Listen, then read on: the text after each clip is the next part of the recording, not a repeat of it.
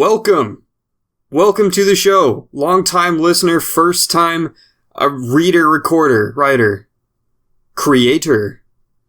I'm really excited to be here. Bit nervous, but excited. Dude, I'm happy to have you. You've been a staple of this show. Maybe not in the public eye so much. Not that we're in the public eye at all.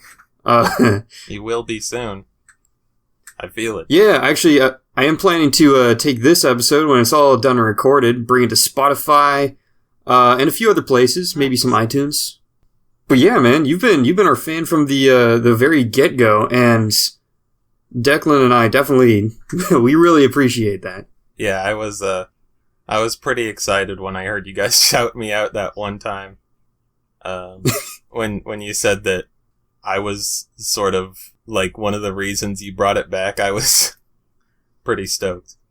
It's because we didn't want to continue shouting into a void where we're alone with our thoughts and no one would hear us scream. Yeah. So we're glad to have someone to scream with us. Of course. So welcome to the Scream Chamber. Changing the name like 7 episodes in?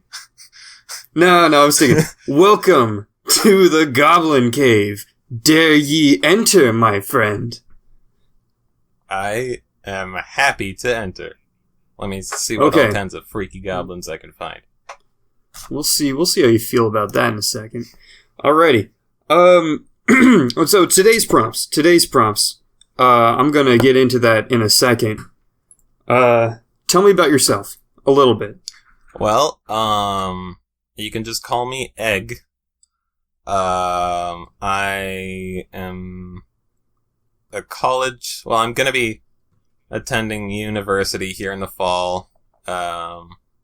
I study Japanese. I do art sometimes. I like to edit stupid videos on my YouTube channel sometimes. So I tend to try and dabble in a little bit of everything. Well, now you're dabbling in podcasts. That's cool, man. That's awesome. What are you going to college for, if you don't mind me asking? My degree is in something called speech and language pathology. It's about researching speech disorders, things like lisps, the way that autism affects speech and mental things that happen after a stroke, all sorts of things like that can give people issues with speaking. Because I think languages and speaking and stuff like that are some of that's all really interesting to me. So studying something like this seemed like something that I would want to jump onto. I feel it, man. It's pretty interesting. Is it true that people who speak different languages learn languages in different ways? Yeah, so there are some people who prefer to learn through things like textbooks and stuff like that, while others are better learning through immersion experience, like actually going to the country or speaking to people who are natives of the tongue. Personally, I'm doing a little bit of both. I took some classes for a little while, but I got done with all those classes, so now I'm, joining up in Discords and stuff like that with Japanese people so I can try to immerse myself, Nice. Watching a lot of anime then, I take it? Yeah.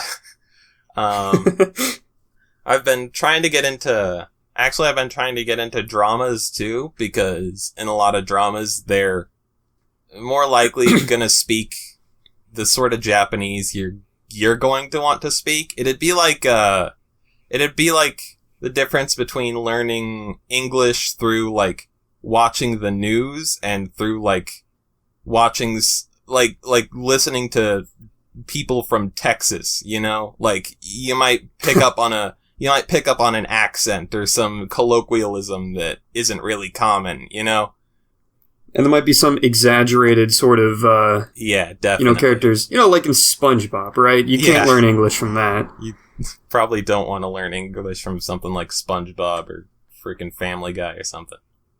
Although, that would be kind of funny. Uh, alrighty. Well, what say ye we get to it? Sounds like a good idea. Today's prompts were Ratfolk and Fungus. Both of these brought to us by you. And, alrighty. Well, I will give you the honors to roll the dice. Well, actually, decide what kind of number you want, even or odd. Then roll some dice. Okay, I guess I'll go with evens. Ooh, that's a 6. Okay. Sounds like you're going first, homie. Alright, my story is about 2,700 words. To be honest, this is like the 4th version that I've written, because the first one was, like, I got like 2,000 words in, and I was like, alright, I'm done with the world building, and I'm not trying to read the frickin' Silmarillion here if I'm just a guest on a podcast. So I scrapped that, and eventually, after numerous rewrites, I came to this one. It doesn't have a title. I forgot to title it. As is tradition. But, alright, should I just get started? Alright, man. Take it away. Alright, I was getting a swig of my soda. Take me to the realm of fantasy that you have created. Alright.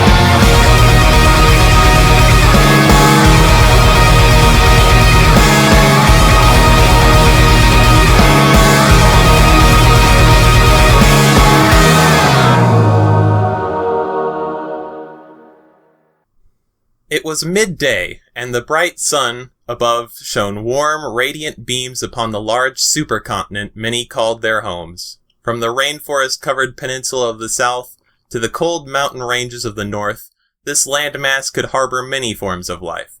It was said the continent got its name when the first sentient beings emerged from the underground caves and tunnels that they once called their home and finally viewed the natural beauty of the world.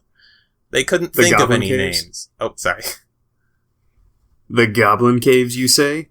There could be goblins. I unfortunately don't have any goblins in this story, but there were probably goblins. Good, I don't like those dudes. Oh, okay. Well, they couldn't think of any names, because when describing the land, only one word came to mind. Beautiful. And within the green, temperate forests of Central Beautiful, a Ratfolk male was parkouring all fucking over the trees. His name was Sumo, and his 3-foot-tall rat-like body bobbed and weaved through the growth of the woods, and he made sure to stop every once in a while to practice a cool spin kick or some badass capoeira-style move. He was aspiring to be a hero in Beautiful, so that people would tell stories of him, so that he could be someone that others would look up to rather than look down to due to his height, and also being able to see some sweet elf tits. Mainly that third one, but the other stuff is cool too. Hell yeah.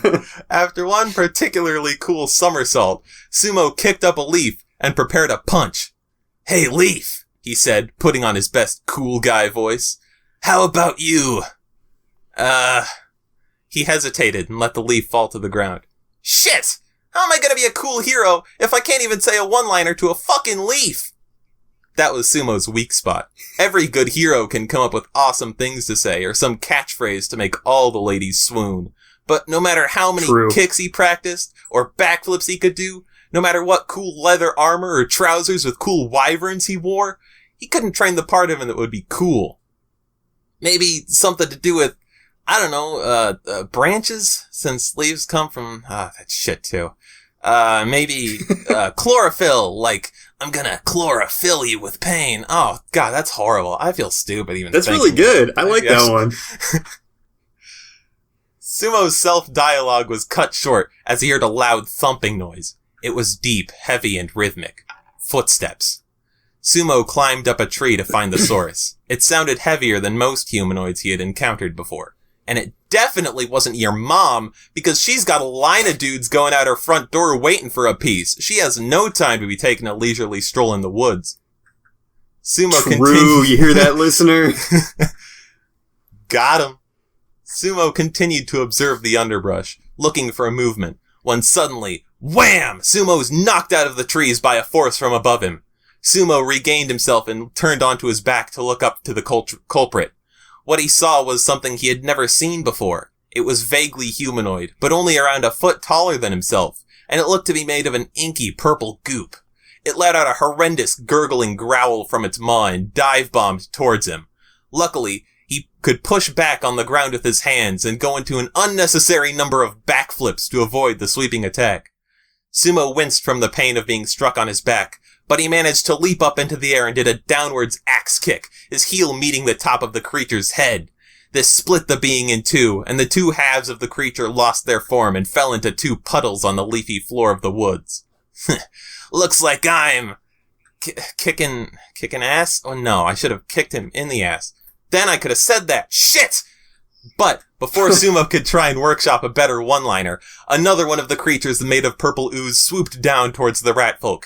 He barely managed to dodge it, nicking a few of his whiskers on the creature's claws. However, before either of them could move further, something came out of the forest at an incredible speed. It shot its way through the creature's head, and it leaked dark ooze as it began to lose its shape.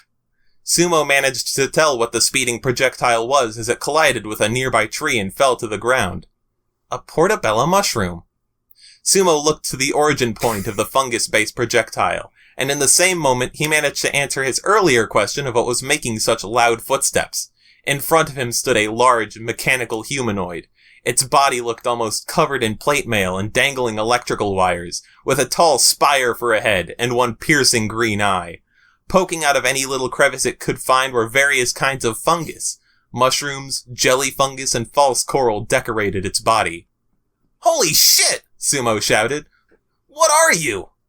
As the mechanical being approached, it lowered its arm, and some fungus retracted into its crevices.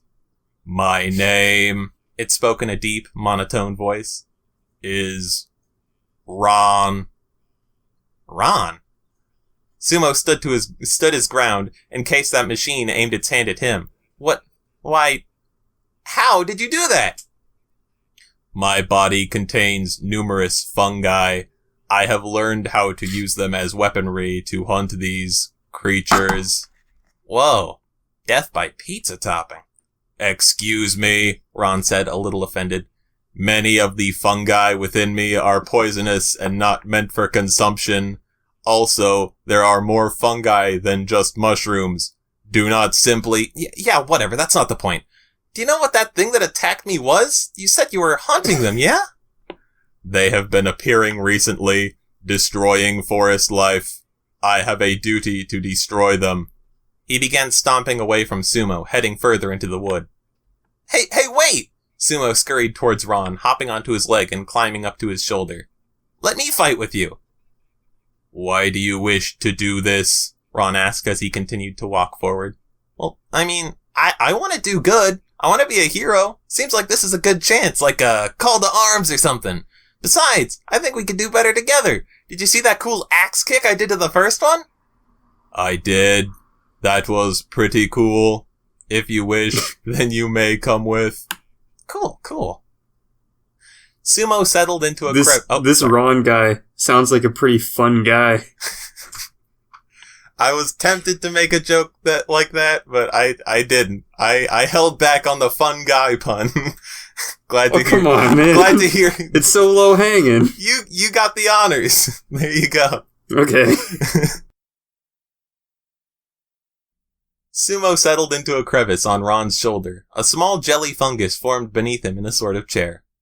Through the day, the two spoke very little. Although they found some damaged trees and strange markings, they found no more of the purple beings themselves, and as nightfall approached, Ron slowed in a small clearing. There was a large, beautiful tree in the center, and around it several lovely flower beds of many colors. "We shall rest here until morning," Ron spoke up after a long silence. "Robots need to sleep? Seems like an odd design choice." "Having a sleeping pattern makes me more relatable to people," responded the 9-foot-tall mechanical man with a rectangular prism for a head. Ron stepped towards the tree, and before sitting down, he placed his hand on it. Many mushrooms bloomed around his hand upon the bark, decorating that portion of the tree with beautiful, bioluminescent fungus. He caressed the mushrooms with his hand for a moment, seeming to contemplate something, before sitting down. "So, you really like mushrooms, don't you, my man?" Sumo asked, staring at the new protrusions on the side of the sturdy fauna. "My previous owner was a mycologist." I don't see what the study of Michaels has to do with this. "Mycology is the study of fungi." Oh, my bad. "He was an excellent man. He was very devoted to his studies. Ever since his passing, I have taken it upon myself to carry his research within my body and spread the unique beauty of fungus that he showed me." "Well, what happened, if you don't mind me asking?" "He stubbed his toe on the coffee table one morning, and he cast a death spell upon himself because he wanted the pain to end." Oh, that's harsh. "Indeed. It's pretty metal, bro." Sometimes you just want the pain to end. Sumo climbed down from the robot. He grabbed a piece of grass, took out a small mouse-sized match, and lit it like a cigarette. As he sat down next to the mechanical being covered in strange growing myconids, he noticed Ron had already entered sleep mode. Sumo smirked and looked up at the night sky. This may have been the most relaxed he felt in a long time. He simply let himself stare up at the stars for a bit, and once he smoked his fill of the blade of grass, he extinguished its embers and fell to sleep next to his new friend peacefully. "Get up." His peaceful sleep was interrupted as Ron stood up, standing to his full height. Sumo yawned and rubbed his eyes. It may have been 5 a.m. The sunrise hadn't quite begun yet, but the presence of a blue sky proved that it would be approaching soon. "What's up?" Dude, hit the snooze button. Oh man, what's up? Are we hunting more baddies already? "On the contrary, they found us." Sumo stretched and began to get up. He glanced around to the nearby trees that circled them, and as he came to his senses, he began to notice that many of those strange creatures were within the shadows of the wood. Some were already flying into the clearing, while others were perched on branches, waiting for their chances to strike. Ron and Sumo barely had time to prepare before one of the creatures dove towards them. This cued the others to join in, and at once a thrall of murky beasts were flying their way towards the group. The duo were efficient in taking down the flock at first, when suddenly from the shadows of the woods burst forth another one of these creatures. But it wasn't the same. It was the largest, close to 8 feet in height, doubling those smaller ones. It was also the most literal form of an hourglass figure anyone had ever seen. Between a powerful torso and a pair of thick elephant-like legs was a thin, spindly, gross-ass spinal cord. This creature dashed towards the two, and Ron stepped in front of Sumo to shield him. As it got close, Ron clasped its hands with the largest claws in an attempt to stop it from attacking, but the beast retaliated with a powerful headbutt that made Ron step back. "Get the smaller ones. I have got this." "You sure?" Sumo asked smugly, climbing up Ron's body as the larger form readjusted itself. As he reached his ally's shoulder, he watched as the mechanical man curled up one of its fists. Fungus began to sprout, and in a matter of seconds, toadstools That's where frogs go to school. That's not toadstool. Absolutely. Anyways, Fungus began to sprout, and in a matter of seconds, toadstools had grown all over his hand to simulate a boxing glove. I'm sure. Sumo nodded and leapt off Ron's shoulder as he landed a haymaker. Sumo tucked himself into a ball and spun as he approached one of the beasts, the slashing of his tail cutting the beast's wing clean off and causing the body to lose its composure. He uncurled himself and punched another one that was approaching him, and as one came up from below him to do a powerful biting attack, Sumo expertly managed to dodge it and grab onto the creature's wings, riding it like some kind of weird aerial bucking bronco. Meanwhile, Ron and the largest one were trading punches and not giving any quarter. Sumo gave the beast a powerful left hook, but as he attempted to go for a follow-up uppercut with his right, the largest grabbed onto him and lifted him over its shoulder, slamming the robot on his chest. The largest brought down its foot for a stomp on the robot's spine, and suddenly, a patch of tremelodendron quickly grew out of Ron's back, becoming sharp spines that the beast put his full force into. If it's noticeable at all, I was in my downtime doing a little bit of research on fungus because I was bored. I'm a huge fan of fungus. I love going to the woods and just like finding it and studying it. I got several books on them, man. I fucking love shrooms. Oh wow, that's really cool. Coincidence, I suppose. Yeah. I just got interested in them for a little bit, and so that's why I recommended it. But awesome. It let out a horrific screech as it reeled back in pain. Ron wasn't done yet. He grasped onto the ground and grew a line of jelly fungus from his hand, which shot up from the ground in a line and blasted the creature in its shoulder. As the fight continued, it was obvious it was beginning to wear down on the duo. For every one beast that Sumo managed to kill with some anime-ass flurry of punches, 2 more of them appeared from the shadows. Ron and the largest continued to trade blows and parries, and suddenly, once Ron managed to land another significantly powerful punch on the largest, it let out a screech, and the smaller ones seemed to lose their constitution for a brief moment. At that point, Sumo looked to his new compatriot. "We gotta take out the big guy!" Sumo shouted as he backhanded a flying monster that was aiming for a surprise attack. "I think he's the source of all the little guys!" With that, Sumo scurried towards his ally combating the giant creature. Ron began readying an overhead slam with 2 enclosed fists covered in hardened fungi, and as the beast attempted to go for his unprotected chest, Sumo gave it a flurry of kicks in one of its legs, making it trip and lose its composure. In that moment, Ron brought both of his hands down. He made direct contact with the side of the creature's head and its rib cage, and it slammed into the ground. It didn't move. The creatures around the duo began to turn into puddles. Then suddenly, the creature tucked and rolled, moving itself away from the duo. It let out a loud hiss, and its allies let out creepy little laughs as their leader tensed up and grew a pair of large wings from its murky backside. "It is trying to escape." I got an idea," Sumo replied, "but you've got to do a favor for me." "It is already lifting off the—" "Dude, just trust me!" Ron stayed silent for a moment as the creature began flying away. He began forming one of his hands into the mushroom shooter that he had used yesterday, but he decided against doing so. "What is your plan?" "Oh, okay, you gotta chuck me at that thing. Come on, I gotta get this one. It'll be awesome." Ron sighed, but listened to his ally. He cocked his arm back with Sumo in hand and pitched him at the creature like a fastball. It took a moment for Sumo to gain his composure before being able to position himself, putting his elbow forward as he shot towards the creature like a rat-shaped bullet. He patted his elbow a few times in preparation, pumping himself up. "All you need to be a hero," Sumo yelled over the whipping wind around him, "is a little elbow grease." Sumo collided with the spine of the creature with a powerful elbow strike. It let out another high-pitched screech as it convulsed. Sumo busted through the creature's spine and split the beast in 2, and behind him it burst into an explosion of inky purple goop like an action movie. Below him, he could see the other creatures beginning to lose their fortitude as well, themselves joining him and turning the grassy flower beds of the clearing into a viscous, inky carpet. "Hell yeah, I did it! I finally got one in! I got a one-liner!" He also noticed that the ground is getting closer to him now that he began to descend. "Oh, fuck, I didn't think this part through. Fuck. But before Sumo could get too panicked, a pair of toadstools on his back expanded, acting like parachutes as he drifted down from the sky and landed in Sumo's open hand. "Good one," Ron simply said. "Thanks," Sumo replied as he shook his body and let the mushrooms fall off his fur. "But we cannot waste time celebrating. We have more of these creatures to exterminate." "Sounds like a good time," Sumo said as he began to move from his compatriot's arm to his usual spot on his shoulder.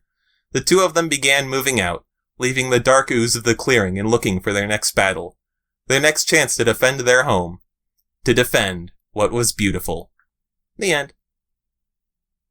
That was fantastic, man. Thank you. Dude, those action scenes were spot on. I could see them playing out. That was very well written. Thank you. I could tell there was a lot of mushroom research done in there. Again, this did take a few revisions, so I'm glad it paid off. But yeah, I ever since like the very first draft, I wanted to do some kind of like a cool robot with mushrooms and fungus and stuff, because I also have a soft spot for robots. I feel it.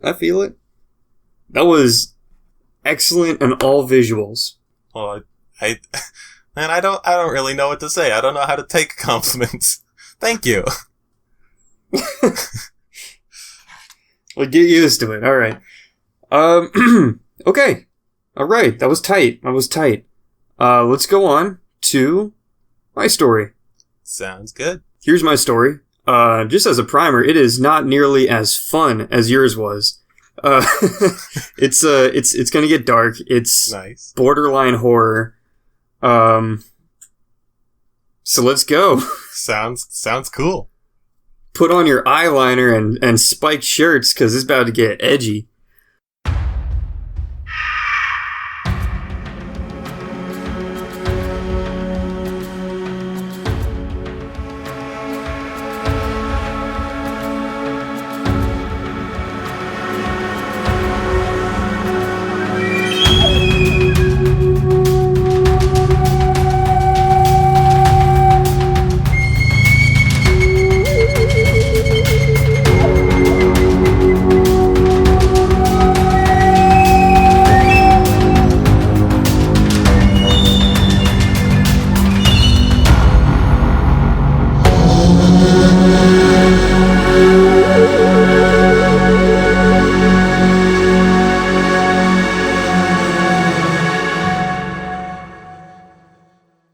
Welcome back, dear listener, to North Dracus, specifically the decrepit city of Ogre City, the world's 5th most dangerous city. Ogres don't sound like they have very inventive names for their cities. Ogre City? Yeah, it's, you know. Yeah, I get it. Going in. Yeah, exactly. I have this little paragraph. Ask me what the 5 most dangerous cities are. Okay, what are the 5 most dangerous cities in Dracus? I'm glad you asked. First off, there's the blood pit of Ultra Yeet.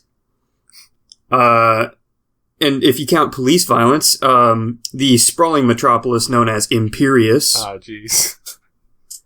There's the tomb city of Dreadmore, which I have in parentheses here, spiritual desecration. There's the war-torn Isle of Broken Spear. And of course, Ogre City. You may be wondering exactly where Elizabeth's underworld empire is on this list. But truthfully, ever since she assimilated and systematically dismantled all other living beings in her empire, there really isn't much violence. That's a good point. A place stops being violent if nothing exists there anymore. Exactly. Well, I mean, things exist there, but I'd rather not talk about that right now. Makes sense. Anyways, Ogre City. A strange place, once prominent hold of man, now is on a cliffside ruin inhabited by a coalition of man-kin, barely functional, highly tribal, and with a normal, corrupt government headed by violent warlords. You know how they are. Yeah, a normal Normal government. The city is replete with crumbling infrastructure and rampant cannibalism. But this mighty breathing ruin holds a secret. Come now to the lower echelon, where the trash and filth patch gaping holes in the long-neglected architecture. Enter now the softly lit tavern known as the Piss Lagoon 3, Revenge of Piss Lagoon 2. What? How did they get popular enough to make 3 Piss Lagoons? The first one was a hit. The second one was a franchise location, and then something terrible happened. I'm not sure what, but it's Ogre City, so you can assume. Anyways. The Rat Man, that is to say, a rat, roughly the size of a man, sat at a bar stool, hunched over his drink, his whiskers and fingers fidgeting nervously, his cheap, faded, patchy cloth cloak pulled back, revealing a pale and shell-shocked expression, one usually reserved for those who have seen the true face of evil, or even worse, your mom's butt. Oh my god, we got him again! We got him again! Sorry, listener! His eyes were sunken and dark, and his flesh was far paler than the other 2 comrades. The 3 sat around a small, half-rotten wooden table made from a salvaged wooden wheel. The other 2 rats were feeling a mix of emotions and compulsion to groom their ragged-furred companion. One of the companions, a stark white rat, slender and malnourished, with sanguine red eyes, whispered, "We haven't seen you in days, Rat Man." "Yeah, you look awful. What the fuck happened to you?"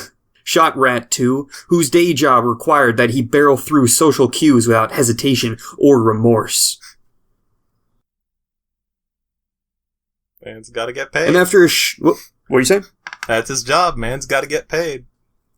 Yeah. He gets paid in cheese. And after a short while spent watching the table's candle burn steadily, with eyes that trembled with a primal fear, the deeply shaken rat sucked in a short breath of warm tavern air through his pursed lips and yellow fangs before speaking. I haven't been sleeping much, and, his voice shrank to a minuscule squeak. You know how I find things, yeah? The other 2 rats squinted, their whiskers twitching thoughtfully. The brash rat, whose age shone in the gray-speckled fur upon his face, as well as the many notches and trinkets on his lucky shillelagh walking stick. "Yeah, man, you work in the sewer, you find weird shit all the time. Find another murder weapon or some shit?" "Well, yeah, but yeah," mumbled the first rat. "Find something weird, then. Weirder than normal, I mean," the albino rat piped up, hoping to get to the bottom of this mystery. "Oh man, I bet it was the aftermath of that deep-fried demon pepper cart that came to town. He's probably all fucked up from all that still." laughed the older rat, with a hoarse and scratchy yet homely voice of a thrice-a-day pipe smoker. "No, not that. Well, yeah, but not just that. I found something weirder than normal." The other 2 grew quiet once more. The first rat, henceforth known as Rathu, continued. Yeah, thank you. It's a original name. "But first, did your parents ever tell you stories of, like, Ratlantis?" I am a master namer. I love it. "Yeah, sure. They say that's where us rats go when we die. Or when we eat snacks without asking first, or misbehave in general." The white rat would have continued his ramble if were not cut off by Gary, the brash one. "Bah! Wives' tales. Spun to keep us mischievous pups in line." "Yeah, I always thought it was a metaphor, but Nah, man, you've been huffing that dank moss on the job again, yeah? Joked Gary. Just let him talk, said Mus Mus, the albino. That's a cute name. I like it. It's shortened the Latin name for rat because I'm super original. I'm gonna be totally first three letters honest. are Mus. Gonna be totally honest. I expected his name to be Ratrick.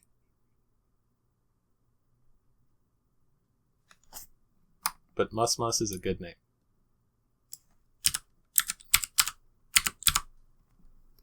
Gary scoffed and took a swig as Ratrick urged Rathu to continue his plan, on with his pause to continue. His name is Ratrick now. I love it. It's staying. I found something weird that made me think. Found a fucking rat corpse down there, man. Fuck, rat dude. That was probably a rat mob hit. You just gotta ignore that shit, lest ye be dragged into it, belched Gary. But it had a crown. And it was like covered in this purple dust stuff.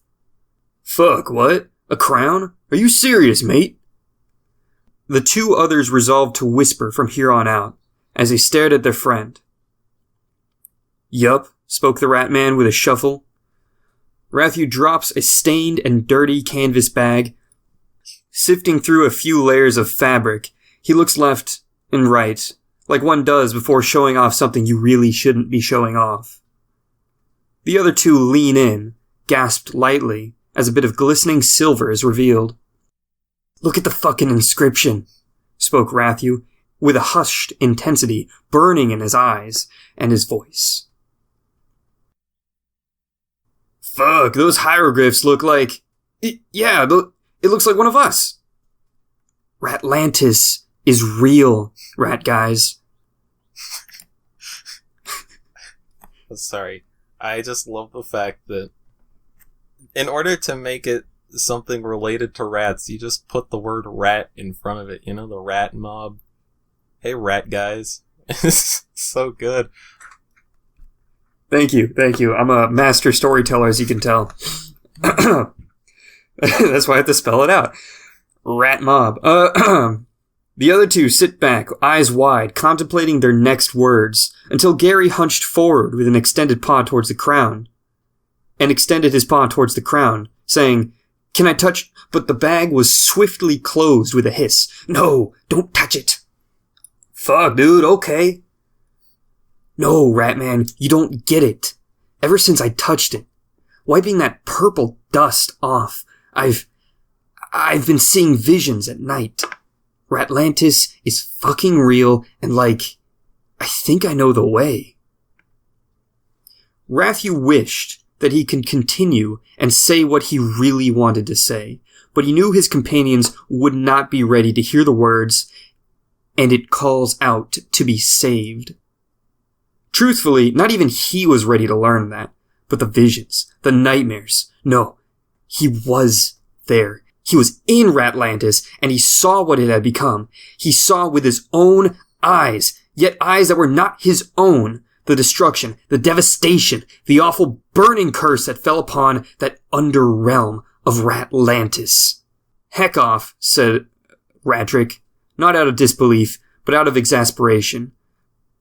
By force of habit, he stroked one of his several square-shaped bald patches. He's a lab rat, get it? Yeah, I get it. The two wanted to believe, badly. But in this city, dreams are crushed on the reg. So often that even amongst close friends, tight-lipped and cold-blooded cynicism was often a useful survival trait. Yet still, there he was, listening to his friend's mad ramblings. "Look, I'm going back down, and I want you guys to come with me. And No problem. I want you rat guys to come with me. Can I count on you to join me?" "You know the way, then. How?" Gary said in a contemplative voice. Rathu was afraid someone would ask. Again, he couldn't say that he was just gonna wing it in the tunnels down there. That would sound like suicide. So even though it broke his heart to lie to his friends, Rathu produced a folded sewer map and waved it briefly yet confidently in front of the group. Rathu announced as casually as he could that I work down there. I got a layout of just about every nook and cranny. We'll be fine. I just want you two down there with me to help with the treasure. The two companions looked at one another, their drinks, and Ratrick swallowed hard and shrugged. Heck yeah, Ratman. I ain't got nothing left for me up here. And gave an approving grin to Rathu, slightly revealing his oddly perfect teeth. That is sort of unsettling. A rat with perfect teeth. Well, he's a lab rat, so who the fuck knows? Was he in a dentist, like an ogre dentist? Oh, Ogre Town Labs. The fuck is this city? Shit, I'm gonna have to find someone to watch the shop. Can you guarantee it'd be worth my while? Gary spoke with a glint of gold in his eyes, and the tone of voice he often took when haggling on a sale. Never heard of a king who kept more swag in his dome than in his bank. I'm sure we'll find something down there, Rathu spoke. I guess so. Alright, I'm in. But the second things start looking fucky. Once again, Gary is cut off as Rathu squeaked dismissively. Yeah, I get it. So, okay, 2 days. We meet back here in the evening, bring everything you'll need, but not too much. And everything on this list, Rathu said, passing a hastily scrawled upon napkin to his co-conspirators. Cut to 2 days later. Yeah, I don't really do time skips very well. That's fine. We don't need the whole explanation of how they got everything on the list. We don't need to see rats going shopping. But at the same time, this is Ogre City, so I'm sure that would have been a journey in and of itself. Anyways, the rats have swallowed their fear with a few gulps of not-so-delicious condensed fungus ale. Ugh. That's right, I shoehorned it in. Ugh. Good fungus Yep, that's ale. the entire fungus prompt. Or is it? Save for Rathu, whose inability to sleep was eating away rapidly at his sanity, to the point where his senses were a bit skewed. He tried not to let his companions see how his paranoia was affecting him, but they could smell his pungent fear musk. I know that feeling. I get that pungent fear musk. I was gonna say that's pretty exclusive to rats, but hey, man. Alrighty. They offered to go down another time, but Rathu vehemently refused. We have to go, and we have to go very soon. He shot with a venomous intensity, though after a brief moment of reflection, he corrected his tone of voice. We, don't know if somebody else will find the place. The tavern has ears, This answer sat well enough with Gary, who was eager to get this excursion over with. But Ratrick's lingering doubts only became stronger. Though on the surface, he merely frowned and continued to march with the squad. I'm gonna mess up on his name every time I read it, but just catch me if I say something else. I'm sorry I made you change it. I'm glad I could contribute to the story, but... You did contribute. I'm loving it. It's great. It's great. The three rats at this point deep in the sewers underneath Ogre City. Rather than risk detection of a sewer rat patrol, they opted to keep to the unsecured routes, where cave-ins, floods, and spiders were known to lurk. And they would rather chance an encounter with the rat mob or odd cockroach death cult than face against a whistleblowing rat trying to climb the corporate sewer ladder by outing his fellow underclass vermin in favor of positive attention from one of his corporate masters. Ugh. Sewers are just the same as everywhere, huh? Fucking Ogre. Yeah. Fucking Ogre City, man. It was easy enough. Rathu was experienced at navigating this place. And the other two just kept quiet, watched their flanks as they moved. They thanked their ancestors for granting them the ability to see in the dark as well as they could. And using a candle lamp would certainly mean detection down here in these depths. Water and liquid waste from the crumbling city above surged in thick, slow-rolling rivers through the tunnel's expertly carved waterways. We both had sludge in our stories. That's interesting. Yeah. I really like your descriptions so far. Really paints a good picture. It's not a good picture to paint. It's an ugly picture, but it's painted well. I appreciate that. Dripping and dropping, flushing and spattering noises echoed through the halls, as well as the occasional skittering of the long exoskeleton bug legs against the cold stone floor. Their padded feet and a felt sock over the bottom of Gary's shillelagh muffled their own movements. But even as a chilly breeze, fermented in the expansive knot of tunnels beneath, swept over the trio, Rathu realized he was growing quite hot and uncomfortable. He could not explain why. He tried to tell himself he was just sick or nervous. He had on fewer clothes than his companions and was still burning up. For some reason, his hearing was on the fritz. Everything seemed muted until he focused on a particular sound. Then, it became clear and more vibrant than ever. He chalked that one up to an adrenaline he must be feeling right now. And more worryingly, the odd sensation that he knew where he was going was growing stronger. With every step, he grew more sure. He could almost remember the various twists and turns he took, even though he had recently stepped beyond the threshold of even his furthest previous excursion. After they had gone down for several levels and gotten far out of the range of even the bravest rat patrols, they found a dry alcove to rest and talk in. Rathu was energized. He wished to keep going, but his friends were tired and scared. He had a twinge of regret for even bringing them along. Surely he did not know it was going to be this easy to get this far. Why did he even bother them with this? No, Rathu shook his head to dismiss this invasive thought. These were his friends. They deserved a share in the treasures they find. Fuck, Rathu, this whole damn place smells, Gary boomed, squinting his eyes to finding sensory relief in an oil-soaked cloth. Well, it's the sewer, muttered Rathu, trying to pay respects to what was once a beautiful silence. Yeah, no shit, but I thought I'd get used to it or something. How do you not have a lung infection by now? Ratrick wheezed.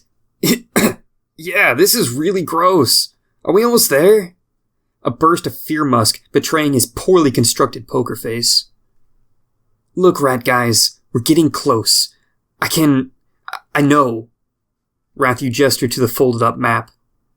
Look, we've been down here a while. Are you sure you're on the right track? Like, do you know the way back? Gary spoke in an accusatory tone. Yeah, of course. I know exactly where we are. You know your way around your own damn shop, right? So I must know my way around my own damn sewer, right? Rathu shot back in perhaps a little too much zeal. Fuck, man, okay, just have a snack break or something, relented Gary, hoping a meal would calm everyone's emotions. The rats unpacked their bags and began to munch. Rathu was still a little perturbed at being questioned like that, and at the fact that he couldn't tell his friends the truth. It would just sound too crazy. Rathu was beginning to think that they knew he was lying to them. Not about much, he justified, but they knew something. So he watched them, hoping to see some way to ease their fear. Gary exhaled sharply in relief as he slouched into a small stone alcove. He rubbed the small of his back, as he often did, after an extended period of not being asleep. Shuffling through his sack, he spoke to Ratrick. Hey, Ratrick. Oh, damn it. I use a nickname for him. Uh-oh. Okay, what's Ratrick's nickname? Pat? I love it. Shuffling through his snack sack, he spoke to Ratrick. Hey, Pat, you bring any butter? My biscuits are a little too crumbly. Yeah, I got some right here. He ruffled through his snack bag. Right here. Ratthew watched Ratrick grab something from his bag and make his way over to Gary, though he couldn't see exactly what. It was probably butter, but he definitely did see a flash of metal. Did he bring a knife? Down here? Why? For butter, of course, but why hide the knife like that?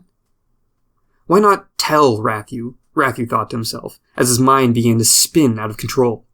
He ran his digits through his whiskers, straightening them, to get out of that weird funk. And he tried to focus on anything else, but he found himself making sure his own knife was close at hand. He fondled the hilt of his arcane blade. 'Twas a twisted, black metal dagger, with a skull stamped in the pommel. He felt lucky to have come across it all those years ago. It was an assassin's dagger, one used in a very high-profile killing, and dumped in the sewer of Ogre City, so that would never be found. An item like this, a magic weapon, and a famous one at that. This was his retirement plan. He never learned how to use it too well, but he always kept it close at hand. Ratthew continued eating his meager ration of dry bread and old nuts, a little plant fiber for texture too. His nose picked up something else though. You rat guys smell that?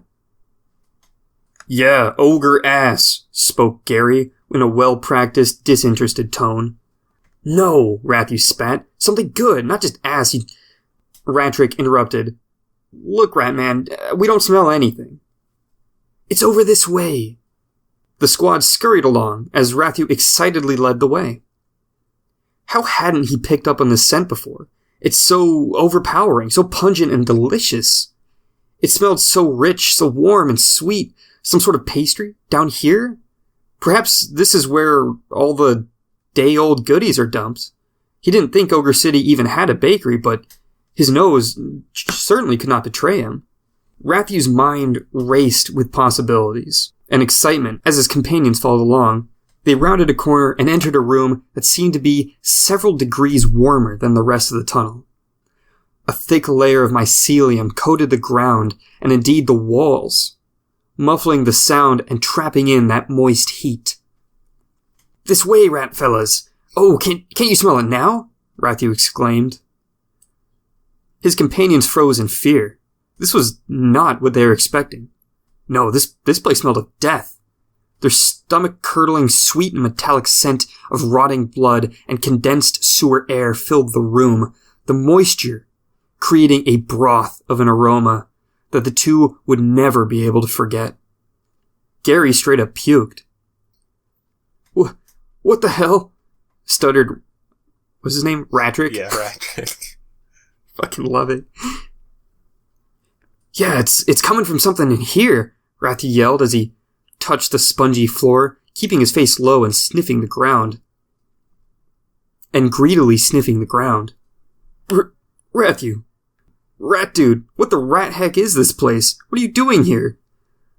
Ratrick spoke with a wide-eyed fear that left his jaw hanging open, and his face contorted in utter disgust. Ratthew snapped out of it, while holding a particularly drippy clump of mycelium. Had he really just picked up this cord, snapped it open, and drank the dark ichor that bled forth? No, not possible. He didn't even think it looked that appetizing anymore. He wondered what could possibly be down here that fed such strange fungus. A plant needs dirt to grow. There had to be something. Gary stopped retching, and while catching his breath, said, I don't know if I could handle this, rat dudes. It ain't worth whatever this is. No, rat guys, we're nearly there. I just need to stop and, He fumbled for another lie to make him seem less crazy. To get some water. You drink the water down here? Gary said with an angry incredulousness. Well, no, of course not. I need to wash up. You don't want our scent to be noticed by the denizens of the sewer, now do we? Yeah. Gary sniffed and wiped his mouth. Fuck, I do need a drink, though. As Ratrick Not Rathu, but Ratrick. And Gary knocked back a few shots of that unaged, sour, and frightfully strong liquor, enough to dull their sense and just barely drown out the smell of their environment. Rathu frantically looked around. He knew that somewhere here, to the left, 1, 2, or 3 paces to the left, under that rat skull overtaken with mycelium, there was a pool of water, filtered by the fungus. That is where the sweet smell was coming from. Gods, he could hardly stand it. He wanted to drink it so bad. But no, they would think he was mad. They probably already did, whispering quietly to each other, under the guise of taking swigs of that alcohol. What were they even talking about? This place didn't smell awful. It smelled delightful, like a room full of sponge cake and vanilla. And there they were, trying to turn back, trying to get him not to drink the water, conspiring with that supposed butter knife that they didn't tell him about. Yeah, I found that water. Let's douse our glands with it, so we can't be followed. I get it, it's gross, but it beats taking a soak in ogre shit river, spoke Rathu. That's a good point. Say what? Yeah, that's a good point. Yeah. I don't like the description of wash our glands, but when you put it that way, it's the better of two evils, I suppose. Yeah. Ratrick, now thoroughly buzzed off that good, stringing nearly his entire sentence together quite eloquently into a single word, "Guess I've done worse," and began to lather up. Gary, who had been leaning against a fungus wall, took his paw away and inspected the damage to the now severely bruised fungus. "Oh, gross. It's got all this fucking goo in it." Yeah, just wash it off in the pool, my rat dude." Rathu looked upon the bruised wall and winced, imagining as if that bruised fungus flesh was his own, thinking how easily Gary with his heavy, clumsy, clueless paw did that much damage. "It's close now, just a few more corridors," Rathu announced. He could feel it in his mind. He knew they were just a few minutes away from reaching the glorious gate of Ratlantis. "Geez, you think anyone's ever been this far underground?" said Ratrick, clutching his cloak close to himself, trying to preserve what little warmth he had left. "Well, obviously, whoever built it, dipshit," shot Gary, not trying to sound like a dick, but totally sounding like a dick. Should he apologize, say he lashed out unnecessarily, or stay silent for a moment and hope nobody noticed his social blunder? Definitely the latter, he thought. No, like, I mean recently, I guess. "I doubt it. Doubt anyone could stand the fucking smell." Gary gestured to Rathu with his paw. With a get a load of that guy point. You know the one. I know. A little dismissive, point an eye, yeah. "Look, I'm not worried about someone. I'm worried about something, or being followed. The bar has ears. We could have been easily followed," spoke Rathu, just immediately falling into the paranoid loop again. This caused the other two to look incredulously over their shoulders and shut the fuck up for a little bit.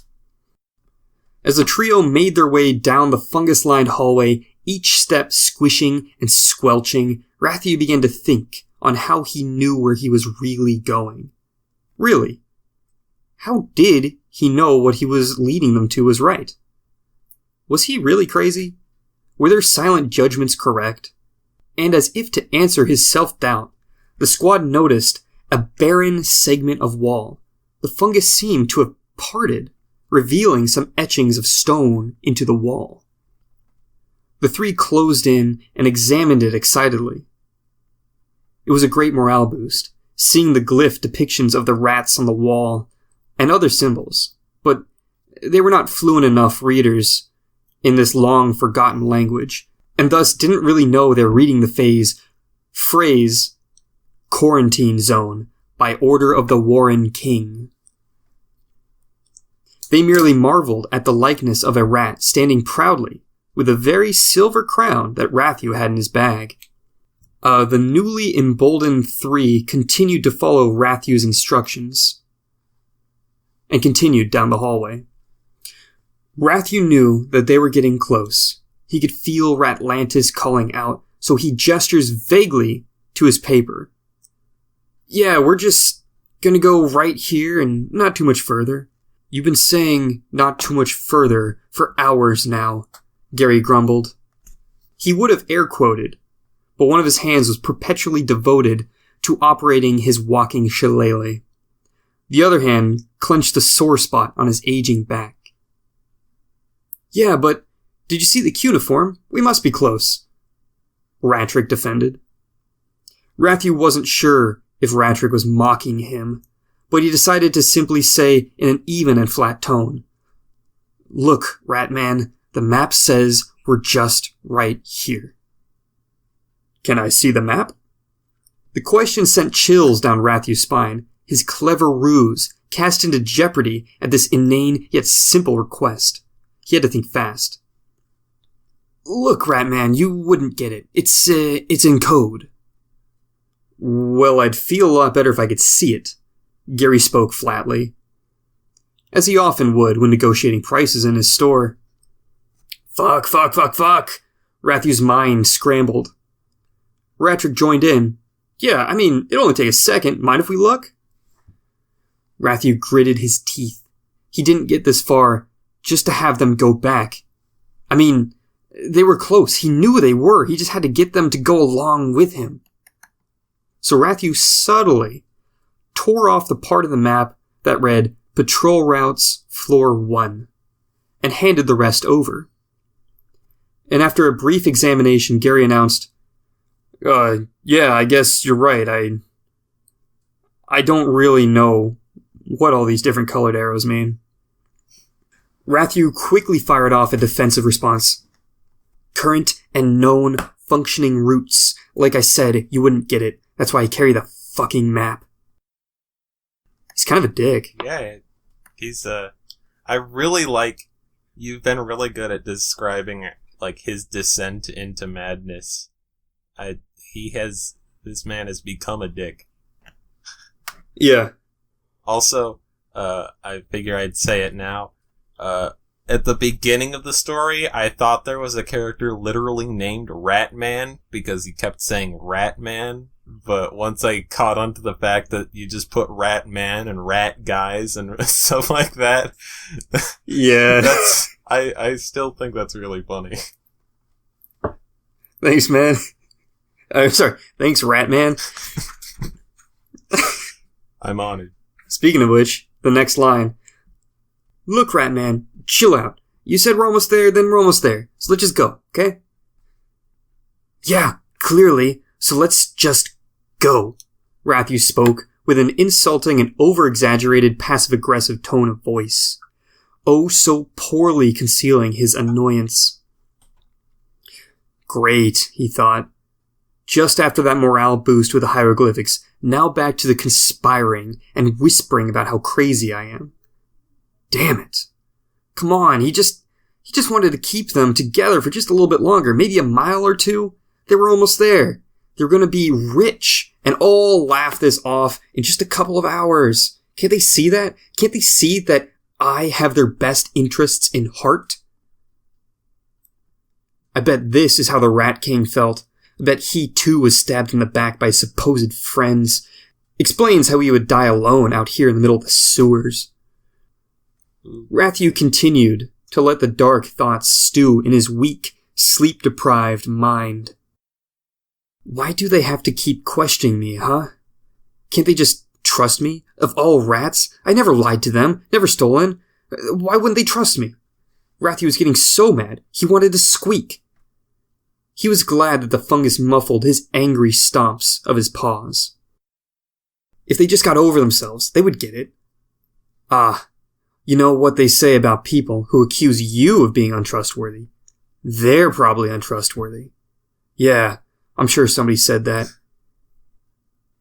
And with a sobering moment of icy clarity, Rathu came to the ill-founded conclusion that perhaps his friends were really out to get him.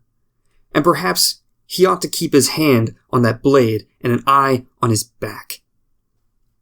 The trio entered a room similar to the last, but with a thin layer of yellow spores coating the uneven and downright hilly groundscape. The odd substance appeared to them as dust and plumed into clouds as they stepped. The irritating spores, which they actually were, caused them to sneeze and caused their eyes to water. None of them were quite sure what happened. They walked in as a group, but somehow separated. They could not see each other, nor could they hear each other's calls, despite their best efforts. Nothing. He could hear nothing of his former comrades. Had they left him to die in this pit? Bah! Of course they had. They knew there was a pit, and they must have pushed him in. Unbelievable. When he got out, he seethed. Oh, he was going to make them pay. Rathu began looking up and around for a way out. But this ethereal darkness clouded even his rat vision. He could see the ground, and out ahead of him was a figure, lying upon a hill of tunnel mold. A rat, like him. But he could smell it was female.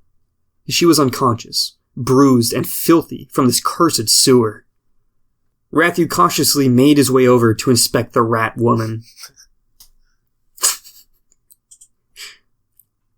He coughed to announce his presence, and she began to stir. For a brief moment, Rathu pretended he would be admiring the walls or something. As she came to, she spoke in a whisper. Where am I? Who are you? I don't really know where, but I'm Rathu, Rathu said, pleasantly as he could muster. Okay, the rat woman shrugged, grimacing at how ugly and smelly this wretched place was. But really, who are you, and what are you doing beyond the wall? I suppose I'm looking for that wall. Ratlantis, right? The wall to Ratlantis? Yeah, of course. Not many dare venture out from it, but how did you get lost on the other side? Something about her presence made Rathu feel really calm. He could find himself spending way too much time in this pit. Well, truthfully, I've never been. I was raised somewhere else. I'm trying to find Ratlantis, to find my ancestors, and to save it somehow. The rat woman looked surprised. Oh, well, that's unheard of, but I suppose anything is possible. Rathu shrugged, and asked nonchalantly as he could, Well, what are you doing out here? Looking for the missing king of Ratlantis. His crown holds the key to save us all. And as far as I know, he's the only way back in, with all the magic wards up and all. Much to her shock, Rathu produced the crown of Ratlantis. Yes, some guy sold this to me at a bar. Rathu, wasting no time with the lies and the sly grin. He justified this by thinking to himself, it'd be better than her knowing that the king was dead or something. He instantly regretted it. He regretted becoming a liar, but hey, it was working, right? Well, lucky for us, that's the way back in. The magic in the crown. You just gotta... Gary comes out of fucking nowhere and bashes the rat woman's head in with his lucky shillelagh. Her whole ass head just explodes in front of Rathu's shocked face. In a twisted fit of anger, Rathu leaps at Gary, screaming, Why the fuck would you do that, you old rat man? To which Gary responded in kind, That cat was about to fucking gut you. I saved your life, you ungrateful little pup. Gary was pulling Rathu off. Rathu yelled, She was going to help us, and gestured over to the corpse. Both look over at the corpse, only to see a pile of ancient bones covered in mold. Ratrick, the other rat, the albino rat, is in the corner screaming, his eyes wide, and he's saying, No, doctor, I don't want to go back in the box. He's shuffling into the corner of the room and pissing all over himself. His fear musk filled the corners of the room, despite the precautions taken earlier. Great. Ratrick took off screaming as he scampered down the hall in which they came. Gary gives chase, yelling, Pat! Hey, wait up! Pat, get back here! As he leaves the room, the corpse of the rat woman reappears in the corner of Rathu's vision. What was left of her head sputtered as it spoke in the same perfect, calming tone as before. Gary is trying to lead you astray. He doesn't want you to find Ratlantis. Rathu turned fully to see her standing upright once more, standing perfectly, frightfully still, blood and viscera leaving rivulets of red down her otherwise immaculate fur. Seemingly unfazed, Rathu agreed. Yeah, the two of them are probably just around the corner, waiting to jump me for the crown. They do not want you to find Ratlantis. They know you will become crowned king upon your arrival. Really? The crown, dear Rathu, is the key. Hurry, before they come back to finish you off. The rat woman proceeds to crumple into the ground, rapidly rot away into nearly nothing before his very eyes. Rathu then scampers off into the tunnel. Minutes later, Gary comes back, face bleeding from being scratched, calling pitifully out for Rathu or Ratrick. Rathu, we gotta find Ratrick. He's having another episode. This one's real fucking bad. Rathu retches from the shadows, sure that Gary doesn't know where he was hiding. His voice echoed down the hall as he spoke, in a haunting, sing-song tone. But we are so close. Gary pleaded, It doesn't fucking matter. He's gonna get lost. We gotta find him. Twisting around, looking into the corners of the room, trying to find where that blood-curdling voice is coming from, Gary muttered, Where the fuck are... Just tell him I'm not falling for it, Rathu hissed, his voice full of venom and hate. He then leapt forth from the darkness, his eyes wide and glowing, assassin dagger drawn. His face twisted in a hateful sneer, illuminated in all the wrong ways by the vicious, red glowing dagger. The glistening silver crown he wore upon his head, reflecting the pulsing red glow of the thirsting dagger. I've had it with you two, trying to stab me in the back, stealing my treasure. Whoa, man, calm. Ha! Just so you could jump me? You thought I was crazy since the bar. You just want my crown. I'm not gonna let you have it. It's mine. I will find Ratlantis. I will be hailed as a hero. Oh, that's interesting. Both of our rats want to be heroes. In some strange, in your case, very creepy way, yes. Yeah. Sorry if I haven't really been commenting too much during this story. It's just I am invested. I really like this story. Dude, I'm glad. It's almost done. Hey. Look, man, we just gotta find Ratrick and get the hell out of here. Ratlantis be damned. Ratlantis will have its king again. You will not stop me. And with that, Rathu lunged, leaping high, his weapon drawn high above his head. In the absolute darkness of the tunnel, the piercing red light stung to look at. But Gary did what he could. He wasn't as fast as Rathu, and he knew he was going to lose in a fair fight. But he knew his opponent wasn't thinking straight, so he swung his shillelagh with absolutely reckless abandon and struck Rathu in the face from midair. Blood squelched as Rathu's delicate snout was cracked. He squealed as he fell to the ground on his side. His mad flailing and burning plasma dagger cut the well-worn yet well-maintained shillelagh down to a third. Rathu lay on the ground in agony till something awoke in him. He grabbed the tip of his snout and straightened it out with a sickening scrunch sound. God, that's the awful. Bleeding slowed to a trickle before stopping altogether. What the fuck? What the fuck? Gary screamed, trying to scramble away from this monster. Gary now backed into a corner. Holy rat fuck.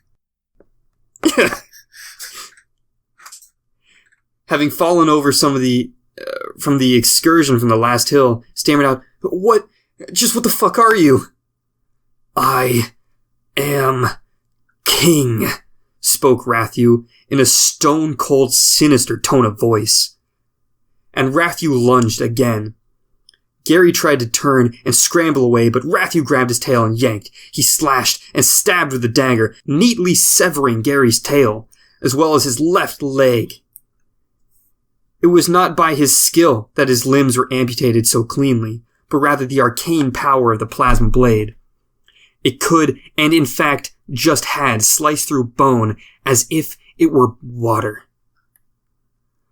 The smell of filthy burning fur and charred rat blood was dreadful, but a refreshing change from the fermented sewer smell they had been suffering through. The red glow illuminated Rathu's deranged face, revealing his sharp fangs twisted into a sadistic smile. But before Rathu could plunge the burning dagger into Gary, a sickening crack was heard, and the hate drained from Rathu's face. Through the tears, Gary could see Ratrick standing tall, ragged, and holding the smacky end of the shillelagh. Ratrick said nothing. His face was contorted in the effort to hold back sniveling tears. The two left Rathu there, taking the cursed crown and that sinister dagger. Perhaps pawning those items off would buy them enough booze to forget this whole venture. The end. Fuck, dude, that was really good. I was invested. I really like the concept of like a rat king. Just that is a bad idea. Because of what a rat king is, you know? Elaborate that for me.